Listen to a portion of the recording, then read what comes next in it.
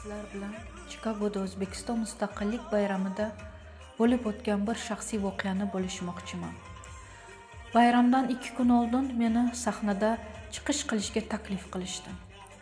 Hofiz Sanjar aka bilan birgalikda Alisher Fayzning chiroyli qo'shig'i Kammani tanladik va mashhur raqqosa Iroda Ismoilova uslubida chiqish qildim.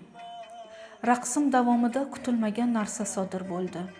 Mening autizmli o'g'lim sahnaga chiqdi. U o'tirdi, keyin yotib oldi, o'zining chiroyli olamida yashab. Men uchun bu oddiy holat. Bu bizning hayotimiz. Ammo afsuski tomoshabinlardan ba'zilari kulib, barmoq bilan ko'rsata boshlashdi. Yuragimni yanada og'ritgani shuki, ularning orasida boshini yopgan, Allohga yaqin deb hisoblanadigan ayollar ham bor edi. Odatda bunday insonlardan rahm, shafqat va mehribonlik kutamiz. Autizm bu kulgili emas. Autizm bu holat. Bu hozirgi kunda har bir 36 ta oilaning taqdirida bor. Biz ota-onalar doimiy tashvishda yashaymiz. Qanday qilib safar qilamiz? Qanday qilib yangi joyga boramiz? U nima yeydi? Insonlar bizni tushunishadimi deb yuramiz.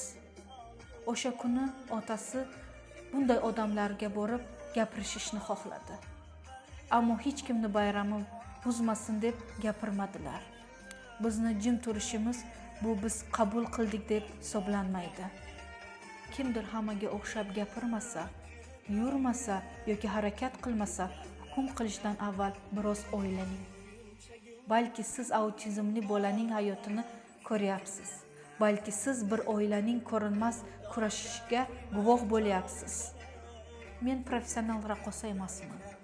Men raqsni ijobiy bo'lish uchun, o'zimizning jamiyatimizga quvonch va tabassum ulash uchun qilaman va umid qilamanki, bugun hikoyam sizlarning qalbingizga yetib boradi va hammamizni ko'proq sevgi, ko'proq sabr va ko'proq tushunishga undaydi.